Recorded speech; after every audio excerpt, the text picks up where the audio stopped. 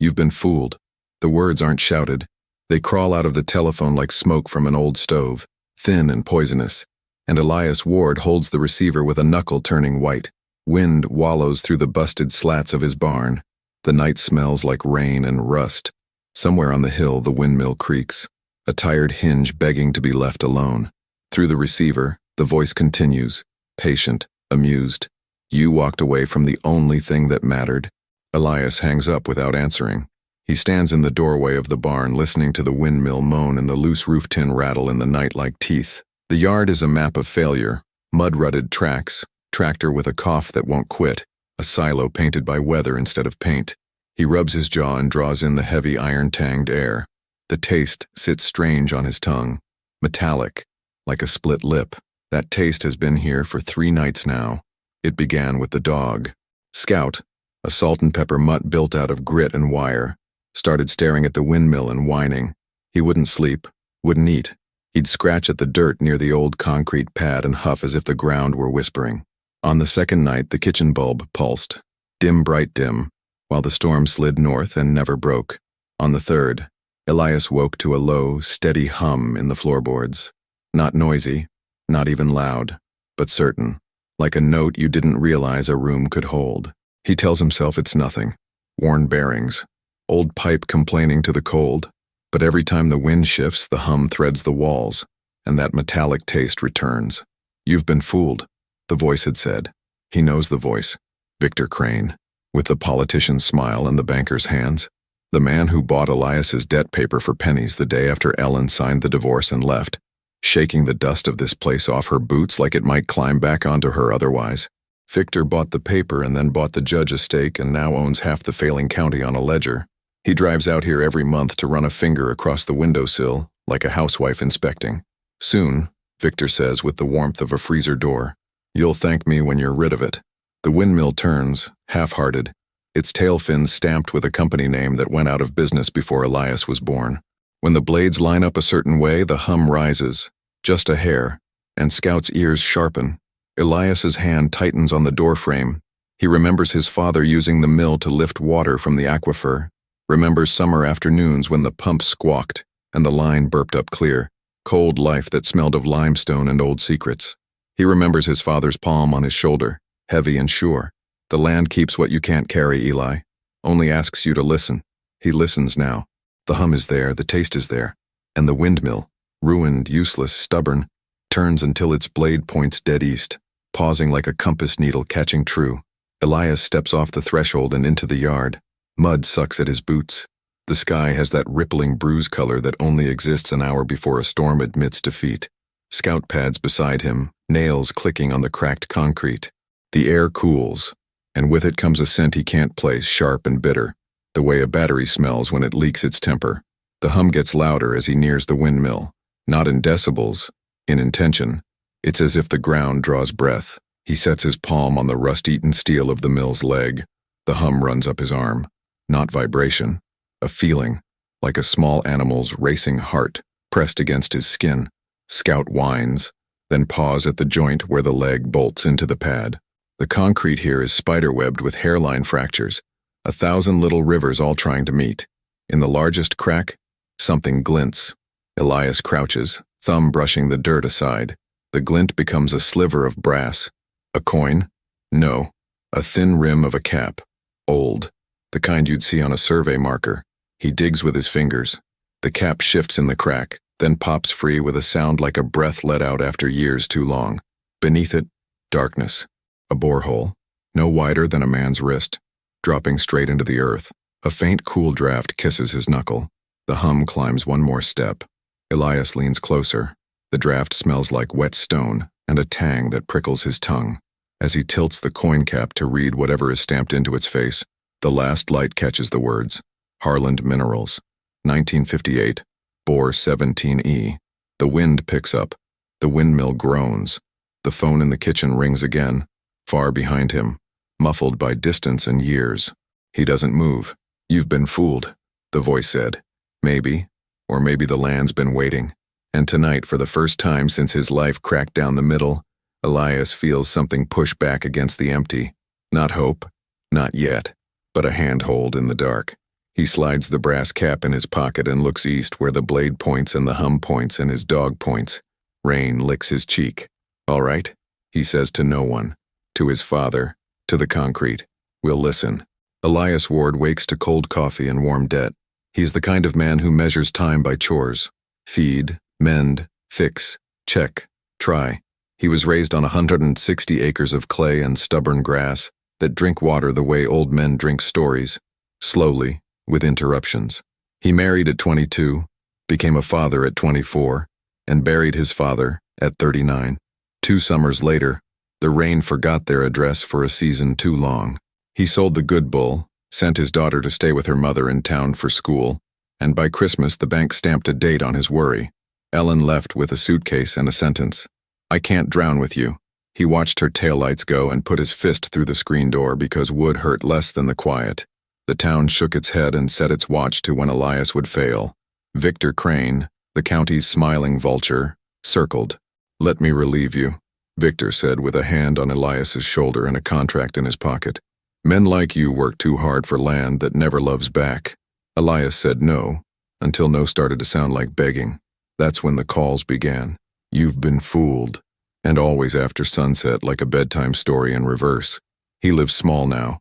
1 plate, 1 chair pulled close to the stove in winter, a truck that drinks oil like coffee and squeals without apology. He sells hay to neighbors whose fields green up faster, fixes fences for cash, swallows pride until it sits like a knot he can't cough loose. He keeps a picture of his daughter, Nora, on the fridge with a magnet shaped like a bluebird. In the photo, her hair is a color that only children's hair manages, all sun and wind. She's 11 now, tall and quiet, a reader. When she visits, she names the barn cats after scientists and tells him facts at breakfast. "Did you know lightning can make glass?" she says. "Did you know the ocean hums?" He nods and smiles and counts the hours to when he has to hug her goodbye at the gas station, because meeting at the house is too awkward, Ellen said, eyes steady on his chin. He doesn't talk about the hum in the floorboards, or the metallic taste, or the way Scout plants himself by the windmill and stares like an usher waiting for a curtain to rise. If you're new here, if you're watching this wondering how a man holds on when the ground itself shakes its head, this is where you lean in, because some nights are a test, and some are an answer. Elias is a quiet man who doesn't ask for miracles. The land, though, it sometimes stores them the way it stores seeds, dormant until rain. In a moment, we'll follow Elias out to that windmill and into the kind of secret that makes a town pretend it always believed. But before we crack open what's buried under concrete and pride, do me a favor. If this kind of story, about grit, about the way the earth keeps its promises to those who listen, speaks to you, hit subscribe. It tells the algorithm to stop drowning voices like Elias's in noise. Stick around until the end. There's something here you won't want to miss. And if you've ever felt written off, if you've ever carried a place in your ribs like a second heartbeat, tap that button and join us. All right, back to the yard. The wind smells of rain. The hum is waiting. On the 4th night, the lightning stays low on the horizon, like a lantern being walked along a far fence line. The storm can't commit. The air presses close. Elias takes the brass cap to the kitchen table and rubs it clean with the corner of a flour sack. Harland Minerals, 1958, bore 17E. He flips it, runs his thumb over a faint arrow etched by hand in the softer brass, pointing east. The windmill's blade had paused the same direction. He digs his father's old field journal out of a cardboard box in the pantry, a battered ledger with sweat ghosts on the cover. The entries are spare, slanted, weather notes and yield and small tender lines about Elias as a boy. Tucked into the back a folded map, county lines, parcel numbers, survey marks like freckles. He traces the boundary of his land. There, 3 tiny X's along the eastern pasture, drawn in pencil and circled. Next to them, HM Men Summer 58 said they were testing, paid $20. He feels his father's hand in that number, the way it was always a matter of pride to write down every dollar. He sees a boy version of himself watching men in hard hats and rolled sleeves run a small rig, while his father leaned on the fence and pretended to be impressed. He closes his eyes and smells dust, pipe dope, tobacco, and, underneath, something sharper. Elias carries a shovel to the windmill at first light. Scout trots ahead, tail stitching the air. He pries away the crumbled edge of the concrete pad and finds the borehole again. The draft is cooler now, steadier. He drops a pebble, listening. It ticks against the wall, then clinks, a metal-on-metal sound, faint but clean. Hello? His voice goes down into the hole and returns a half-breath later, thinner and not quite his. Echo means space. Space down there means what exactly? A cistern? A pit? A vault? He drags the portable generator from the shed, shoulders the old hammer drill, and sets the bit to the concrete. The work is savage and simple. Grind, pour water, grind. The smell of wet cement dust coats his tongue. The hum climbs a thin step in his bones, as if pleased. By noon, his arms shake and the pad has a mouth the size of a feed bucket, chewing dark into the earth. He pauses, drinks water so fast he coughs. The sky has gone white-hot and empty. No wind to push the mill. Even so, the hum remains. He lowers a flashlight on a string, watches the beam sink. 20 feet down, concrete becomes earth. 30 feet, the beam catches the glint of something circular, a collar of steel. 35, the light plays over a hatch with a handle that looks like a ship's wheel set into a poured ring. He stares. The hatch is old but not ruin. It is a thing meant to stay shut until someone who knew how opened it. His father knew it existed and penciled X's on a map, but not a note to his son. Why? Pride? Fear? A promise to the men with rolled sleeves? Harland Minerals, 1958. Testing. He texts Nora a picture of the brass cap, of the hole, of Scout posed with chin on the rim as if guarding a fairy tale well. He keeps the rest to himself. Nora replies 3 minutes later. Whoa, Dad, that's a borehole. Some mining companies used to suction brine. Did you know lithium is in brine? A beat. Another text. Please be careful. Lithium. He tastes the word. It tastes like the air has tasted, battery and rain.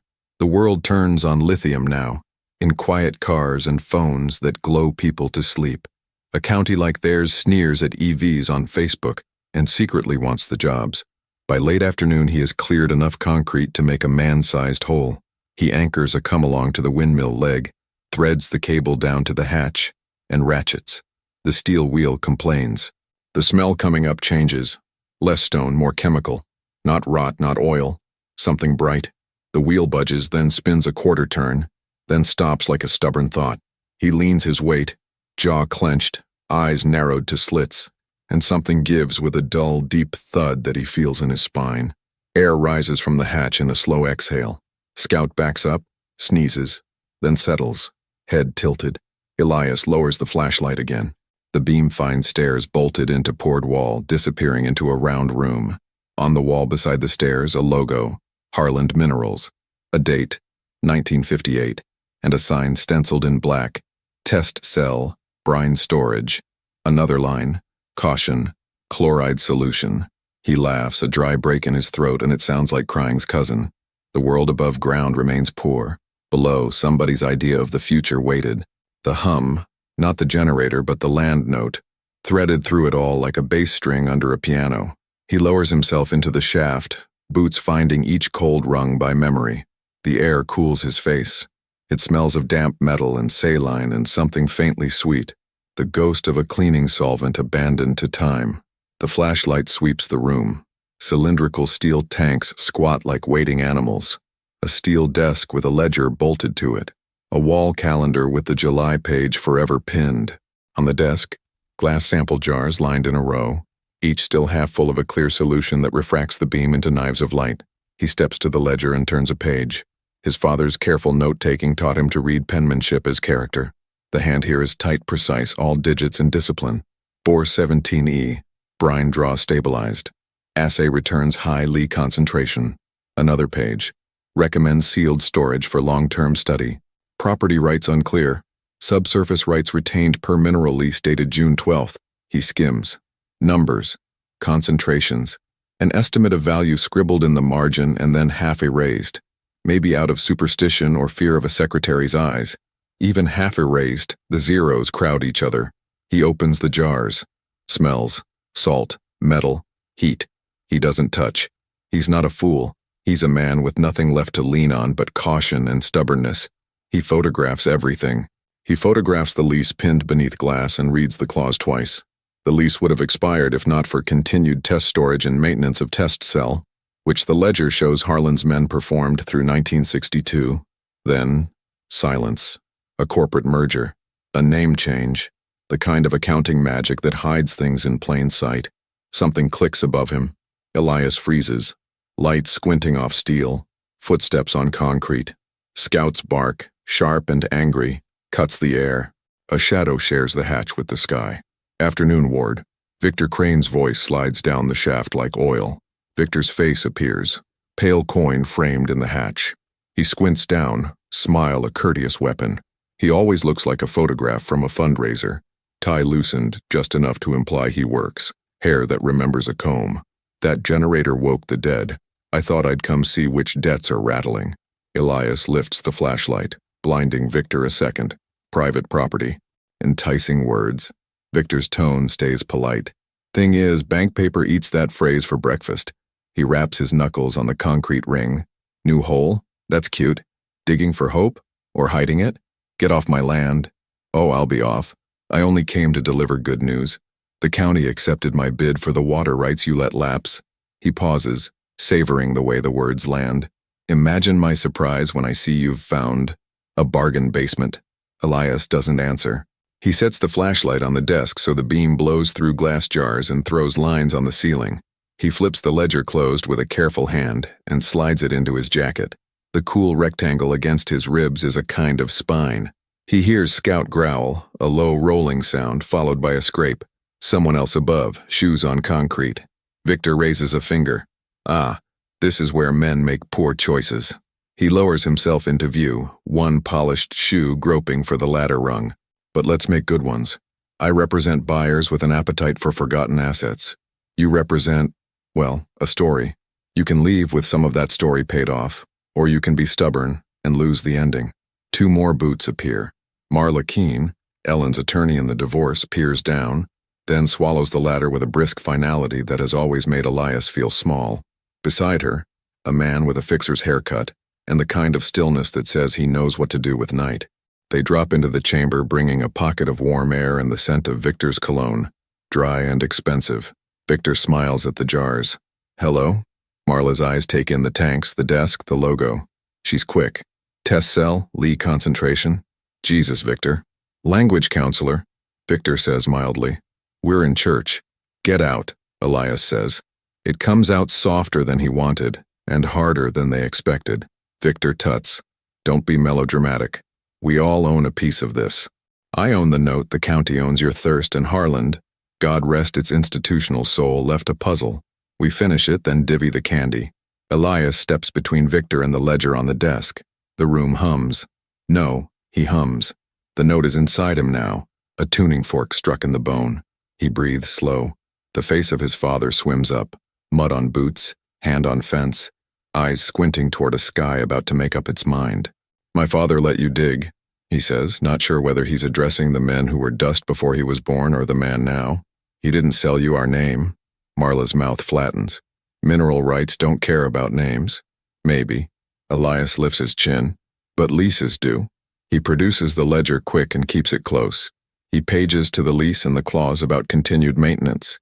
He doesn't hold it out. He reads, Retained per mineral lease dated June 12th. Term extended by active test storage and ongoing site maintenance through 62. He looks up. Then Harlan changed names so many times it forgot itself. Victor's smile dries around the edges. Is there a point? Yeah. Elias slides the ledger into his jacket again. Active site. Unabandoned. Lapsed water rights don't touch it. You can't do a thing without me. Silence tightens, then snaps. Victor's fixer steps closer, eyes going empty, and the air thins in a way that reminds Elias of drought. Scout barks once. A warning shot.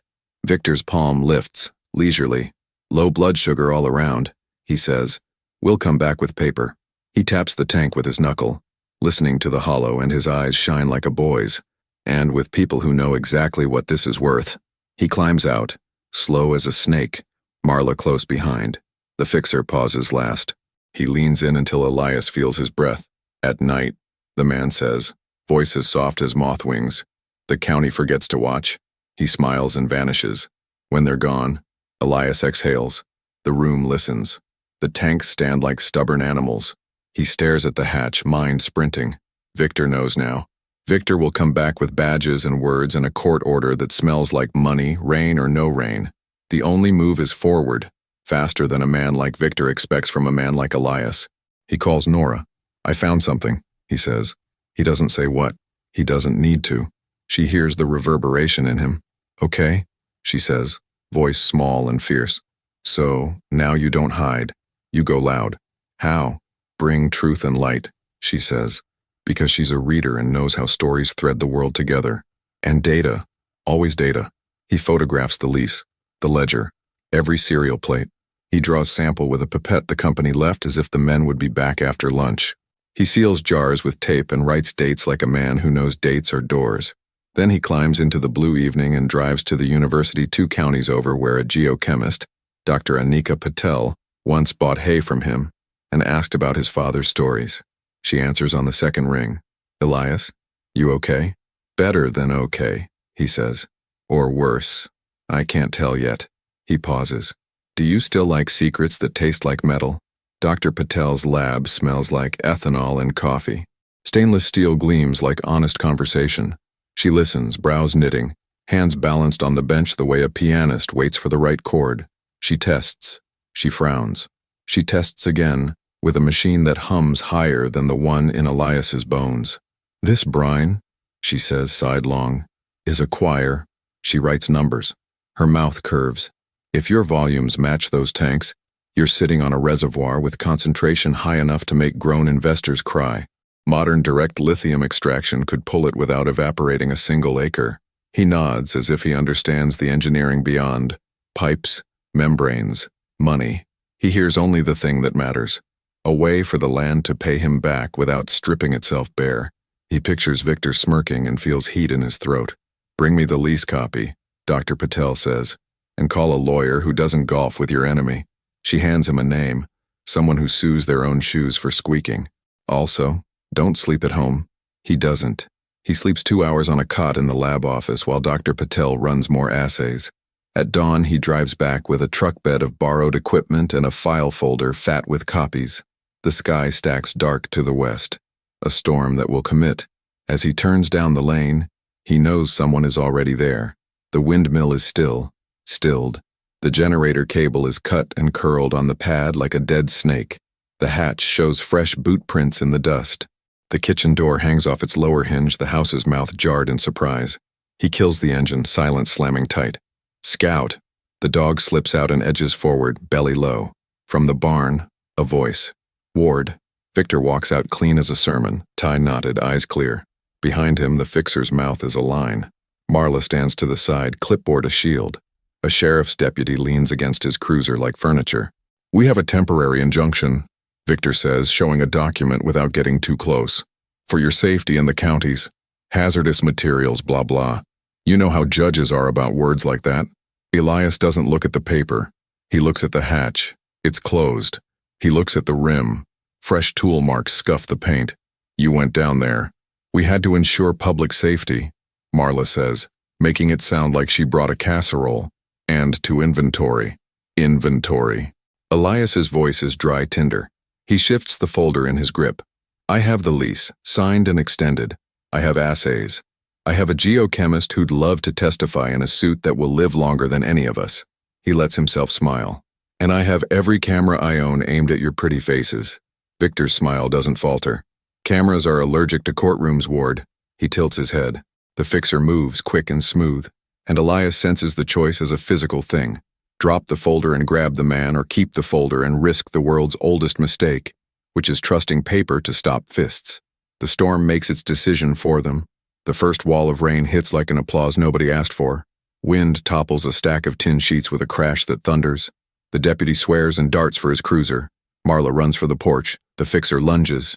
Scout intercepts with a snarl. The man goes down hard on wet clay, curses, writes himself with a knife's suggestion glimmering in his hand. "Easy," Victor says through clenched teeth, rain flattening his hair. "We are not criminals. We are men of—" The windmill turns. One sharp spin, then another, driven by a gust with a spine. The hum in the ground leaps to a new pitch and becomes sound. a low, thrilling chord that seems to lift the hair on Elias's arms. Lightning rips the sky open end to end, the clap so close it slaps the windmill and the concrete shivers. The hatch wheel twitches, as if a giant hand beneath it has heard its name.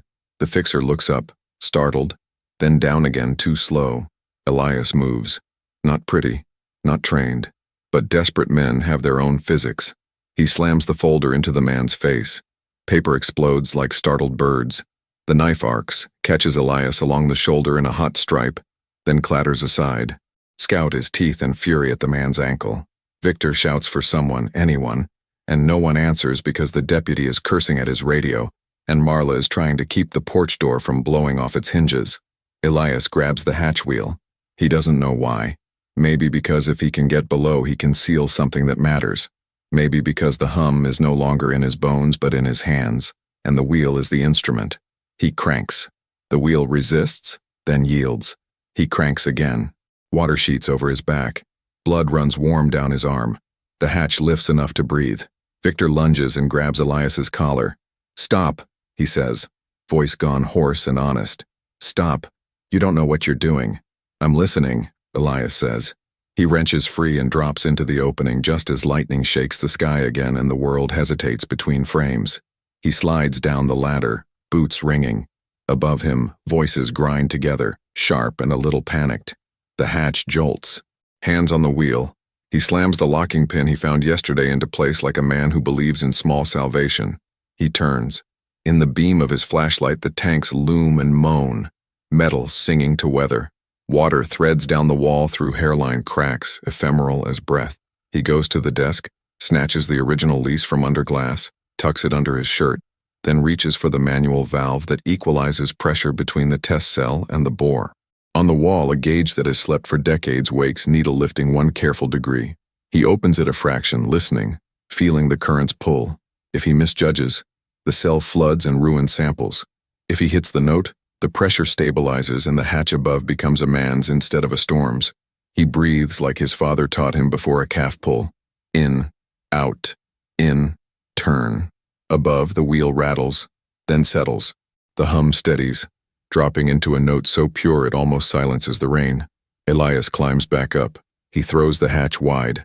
The storm air hits him like cold cloth. Victor stands soaked, blinking, hair pasted to his forehead, and for the first time since this began, he looks like a person in a place instead of a man in a brochure.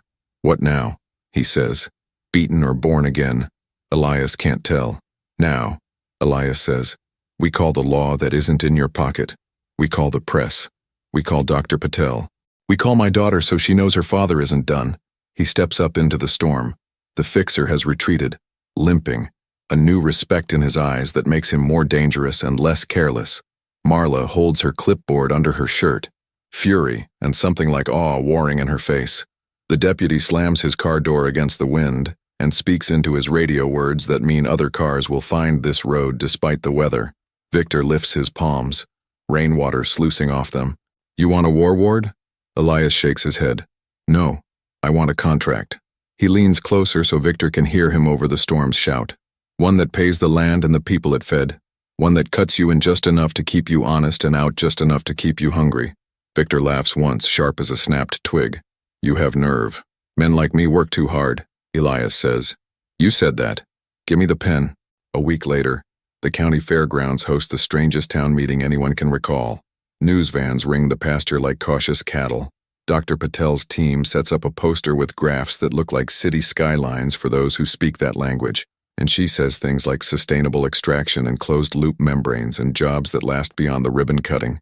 Nora sits beside her father on a folding chair, fingers threaded through his, pride steadying her posture. Ellen watches from the aisle, arms folded, eyes wet and unreadable. The deal they announce is not what Victor came to take. It is a consortium with teeth and transparency. The university's research arm, a clean tech company with engineers who ask good questions, a non-profit that builds water systems, and the county itself, by vote, to ensure roads, schools, and lives benefit. Victor's holding company gets a minority stake and the dignity of having chosen a better story at the line where greed could have written an uglier one. The instinct to own everything, land, people, air, meets a countervailing force, a farmer with a ledger, a scientist with data, and a town tired of being sold back to itself. The assay numbers, independently verified, turn the heads they need to turn. Investors arrive with clean boots and promises. Dr. Patel walks every crew through a plan that treats the aquifer like a cathedral. The first pilot skids in on a flatbed, white and humming, looking less like a mine than a hospital built for water. Jobs post. The deputy who hid in his cruiser asks for a shift as a plant operator trainee and gets it, sheepish and eager. Victor stands to speak. He clears his throat. I said you've been fooled, he admits, a rare public mea culpa that tastes like new language in his mouth. Turns out the fool was me. A ripple of laughter washes the bleachers, not cruel. He looks at Elias. I'll sign it. Elias nods once. He is not magnanimous. He is not vindictive. He is a man who has bled on his dirt and wants it to stop asking for that particular tithe. When the meeting breaks, Nora throws her arms around him. You did it, she says into his shirt. He can feel her smile like sunlight through cloth. We did it, he says, because the word fits. On Sunday, he walks his property at dusk. The windmill turns with a different voice now. Oiled, rebuilt, useful. The hum remains, softer, content. Scout trots ahead, pausing at the hatch to look back as if to say, listen. He does. He hears frogs waking in the ditch, a mourning dove rehearsing grief it does not actually feel, and a neighbor's kid riding a bike too fast down a gravel lane. He tastes rain in the air, clean as a promise kept. He remembers Victor's first phone call, that line like smoke. You've been fooled. Maybe Elias had been. Fooled into thinking defeat was a terminal point rather than a comma. Fooled into believing that secrets buried in the earth were just traps instead of bridges. He presses his palm to the windmill's leg. Steel cool, earth steady. The land keeps what you can't carry, his father said. It kept the past under concrete and rust and gave it back when the right hands listened. It kept a man's stubbornness for the day it could be mistaken for courage. It kept a family, torn, stitched, close enough to feel the same thunder. He turns toward the house. The kitchen light spills warm across the yard. Nora's laugh filters through the screen.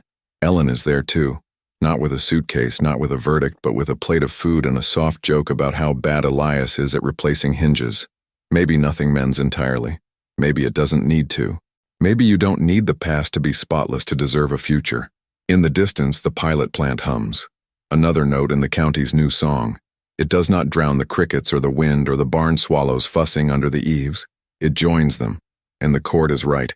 If this story moved you, if you felt the ground's quiet promise under your feet for a minute, stick with us. We tell the truth that gets ignored, the truth that grows out of clay with a little rain. Tap subscribe, watch the next story queued up right here, and come back tomorrow. There are more secrets in the soil, waiting for someone like you to listen.